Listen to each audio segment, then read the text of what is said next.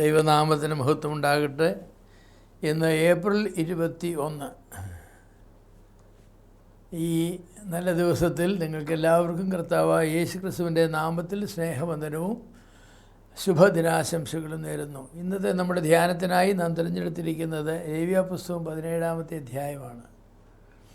ഈ അധ്യായത്തിൽ എടുത്തു പറഞ്ഞിട്ടുള്ളതായിരിക്കുന്ന കാര്യം, ഇസ്രായേൽ മക്കൾ യെരുശലേമിലെ യാഗപീഠത്തിന് പുറത്ത്, അവരുടെ മരുഭൂമി യാത്രയിലാണെങ്കിൽ സമാഗമന കൂടാരത്തിന് പുറത്ത് അന്യസ്ഥലങ്ങളിൽ അവരെ മൃഗങ്ങളെ അറക്കുകയോ ഒക്കെ ചെയ്യുമ്പോൾ അതിൻ്റെ രക്തവും മേധസ്സും ദൈവാലയത്തിൽ യാഗപീഠത്തിൻ്റെ അടുക്കിലേക്ക് കൊണ്ടുവരണമെന്നാണ് വളരെ വ്യക്തമായിട്ട് പറഞ്ഞിട്ടുണ്ട്.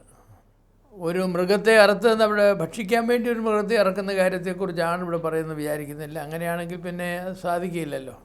ഇസ്രായേൽ മക്കളെ ചിതറിപ്പാർക്കുന്നതായിരിക്കുന്ന സ്ഥലങ്ങളിൽ ഒരാടിനെയും മാടിനെയും അവർക്ക് തിന്നാൻ അനുവദിച്ചിട്ടുള്ളതായിരിക്കുന്ന മൃഗങ്ങളെയൊക്കെ അറക്കും. അതിൻ്റെയൊക്കെ രക്തം അവർ കുഴിച്ചു മൂടണമെന്നാണ് പറഞ്ഞിരിക്കുന്നത്. രക്തം കുഴിച്ചു മൂടണം, അതിൻ്റെ മേധസ് കത്തിച്ച് കളയണമെന്ന് മാത്രമേ പറഞ്ഞിട്ടുള്ളൂ. എന്നാൽ ഈ അധ്യായത്തിൽ പറയുന്നത് അങ്ങനെയല്ല. അവർ പുറത്ത് എവിടെയെങ്കിലും, അതായത് ഇസ്രായേൽ മക്കൾ അന്യജാതിക്കാരൊക്കെ ഉയർന്ന മലകളിലും പച്ചമരങ്ങളുടെ കീഴിലുമൊക്കെ അവർ ബലികൾ കഴിക്കുമായിരുന്നു, ബലിയർപ്പണങ്ങൾ കഴിക്കുമായിരുന്നു. ഇസ്രായേലിൽ അത് നിഷിദ്ധമായിരുന്നു, അങ്ങനെ ചെയ്യാൻ പാടില്ല. ആരെങ്കിലും ഇനി അങ്ങനെ ചെയ്താൽ രണ്ട് കാര്യങ്ങൾ അവർ ചെയ്തിരിക്കണം. ഒന്ന്, അതിൻ്റെ രക്തം ദൈവാലയത്തിലെ യാഗപീഠത്തിൻ്റെ ചുവട്ടിൽ കൊണ്ടൊഴിക്കണം, അതിൻ്റെ മേധസ് അവിടെ കൊണ്ടുവന്ന് കത്തിച്ച് കളയും. ഈ രണ്ട് കാര്യങ്ങൾ വളരെ നിർബന്ധമുള്ള കാര്യങ്ങളായിരുന്നു. അതേക്കുറിച്ചാണ് പറയുന്നത്. എന്നാൽ ഇത് വിഗ്രഹാരാധനയുടെ ഭാഗമാണെന്നുള്ളത് 7-ാമത്തെ വാക്യം പറയുമ്പോൾ വളരെ വ്യക്തമായിട്ട് കാര്യം പറയുന്നുണ്ട്. അതായത് പരസംഗമായി പിന്തുടരുന്ന ഭൂതങ്ങൾക്ക് ഇനി നിങ്ങൾ ബലികൾ അർപ്പിക്കരുത് എന്നാണ്. പരസംഗമായി, ഇവിടെ പരസംഗമായി പിന്തുടരുന്ന ഭൂതങ്ങൾ, ഇസ്രായേൽ ദൈവത്തിൻ്റെ ജനമാണ്. ദൈവം വലിയ വില കൊടുത്ത് വീണ്ടെടുത്തവരാണ് അവർ. അതുകൊണ്ട് അന്യജാതികളെപ്പോലെ എന്തും ചെയ്യുവാനുള്ള സ്വാതന്ത്ര്യം അവർക്കില്ല. അവരുടെ ആഹാരരീതികളും ആരാധനാരീതികളും നിസ്തുല്യമാണ്. ദൈവത്തിൻ്റെ വിശുദ്ധിക്കും വിശ്വാസികളിൽ നിന്ന് ആവശ്യപ്പെട്ടിട്ടുള്ള വിശുദ്ധിക്കും യോഗ്യമായ നിലയിൽ ദൈവത്തെ ആരാധിക്കുവാനുള്ള സ്വാതന്ത്ര്യം അവർക്ക് തീർച്ചയായിട്ടും ഉണ്ട്. വിജാതീയ മതങ്ങളിലും ബലിയർപ്പണമുണ്ട്. എന്നാൽ അവർ ബലിയർപ്പിക്കുന്ന ഭൂതങ്ങൾക്കാണ്. എല്ലാ വിഗ്രഹങ്ങളുടെയും പിന്നിൽ ഭൂതസങ്കല്പമുണ്ട്. പൗലോസപ്പോസ്തലൻ അക്കാര്യം 1 കൊരിന്ത്യർ 10:20 പറഞ്ഞു, ജാതികൾ ബലി കഴിക്കുന്നത് വിഗ്രഹങ്ങൾക്കല്ല ഭൂതങ്ങൾക്കത്രേ.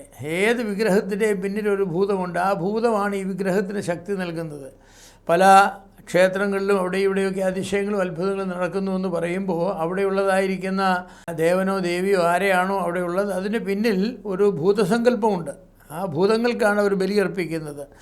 അതുകൊണ്ട് ഭൂതാരാധന എന്ന് പറയുന്നത് പുതിയ നിയമത്തിൽ വിലക്കപ്പെട്ടുള്ള ആരാധനയാണ്. ഞാൻ വിശുദ്ധനാകിയാൽ എന്ന് ദൈവം പറഞ്ഞിട്ടുണ്ട്. ഭൂതങ്ങളെ സംബന്ധിച്ച് അവർക്ക് വിശുദ്ധിയല്ല, അവരെപ്പോഴും അശുദ്ധ ഭൂതങ്ങളാണ്, അശുദ്ധിയുള്ള ഭൂതങ്ങളാണ്. ദൈവത്തിനോട് മറുതലിക്കുന്നവരാണ് ഭൂതങ്ങളെന്ന് പറയുന്നത്. സാത്താൻ പാപത്തിൻ്റെ പിതാവാണ്, അവൻ്റെ മക്കളാണ് എന്ന് പറഞ്ഞാൽ അവനോടുകൂടെ പാപം ചെയ്തതായിരിക്കും ദൂതന്മാരാണ്.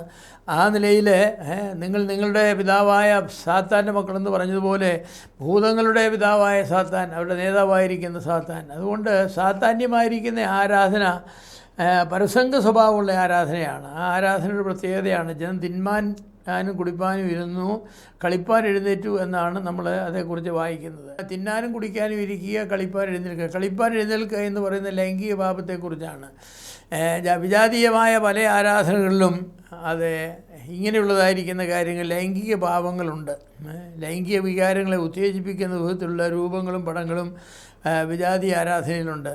പല വിജാതീയ ആരാധനാ കേന്ദ്രങ്ങളൊക്കെ ചെന്ന് കഴിഞ്ഞാൽ നമുക്ക് കുടുംബമായിട്ട് പോയി നോക്കാൻ പോലും കൊള്ളാത്ത പടങ്ങളാണ് അവിടെയൊക്കെ ഉണ്ടാക്കി വെച്ചിരിക്കുന്നത്.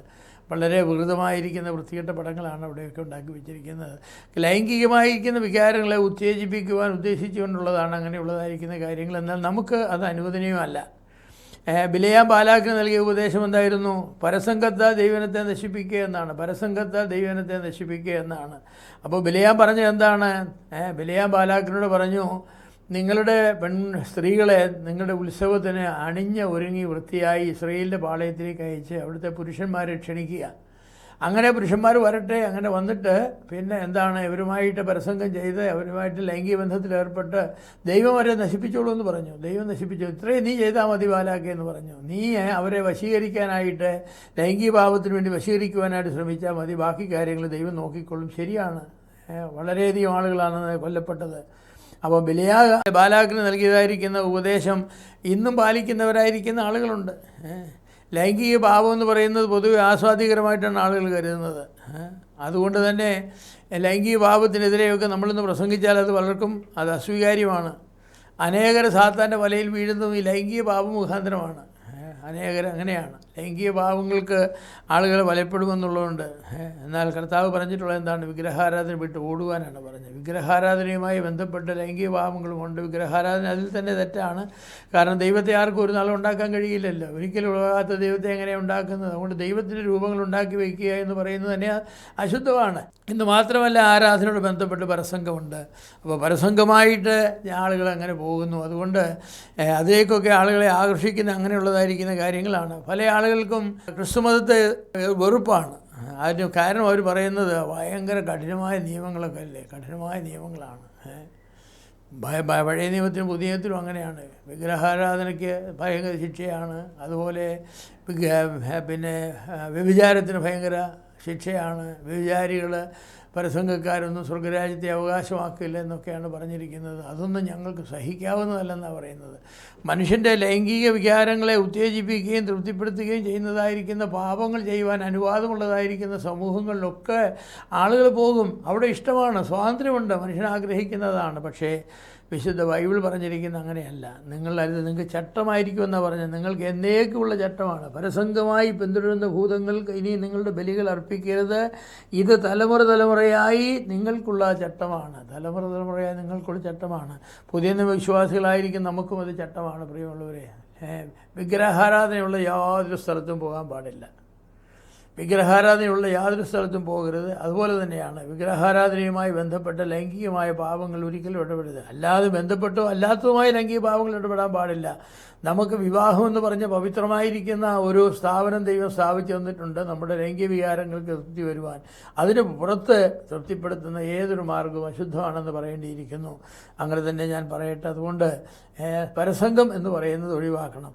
അതുകൊണ്ട് ഈ അധ്യായത്തിൽ പറഞ്ഞിട്ടുള്ളത്, എവിടെ യാഗം കഴിച്ചാലും ആളുകൾ യാഗം കഴിക്കാനായിട്ട്, എവിടെയെങ്കിലും യഹോവയ്ക്ക് യാഗം കഴിക്കാനായിട്ട് ചില ആളുകൾ തുടരും.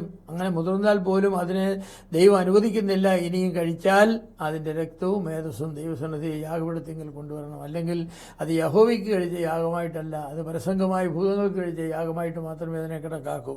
അപ്പോൾ നമ്മുടെ ആരാധനയെക്കുറിച്ചും അതൊരു വാക്ക് ഞാൻ പറയട്ടെ. നമ്മൾ ദൈവസന്നിധിയിലാണ് ആരാധിക്കേണ്ടത്. എവിടെയും പോയി ആരാധിക്കാൻ നമുക്ക് കഴിവില്ല. ദൈവസന്നിധിയിലാണ് നാം ആരാധിക്കുന്നത്. ദൈവമക്കളുടെ മധ്യത്തിലാണ് നാം ആരാധിക്കുന്നത്. സഭയെന്ന് പറയുന്ന ദൈവത്തിൻ്റെ കൂട്ടായ്മയാണല്ലോ. അവിടെയാണ് നാം ദൈവത്തെ ആരാധിക്കേണ്ടത്. അല്ല എവിടെയെങ്കിലും, ഏത് മലയിലും ഏത് പർവ്വതത്തിലും എവിടെയെങ്കിലും പോയി സത്യദൈവത്തെ ആരാധിക്കാനായിട്ട് നമുക്ക് അനുവാദമില്ല. അതുകൊണ്ട് സത്യദൈവത്തെ ദൈവദിന പ്രകാരം ആരാധിച്ച് തൃപ്തിപ്പെടുവാനായിട്ട്, അനുഗ്രഹം പ്രാപിക്കുവാനായിട്ട് വലിയവനായ ദൈവം നമ്മെ സഹായിക്കട്ടെ.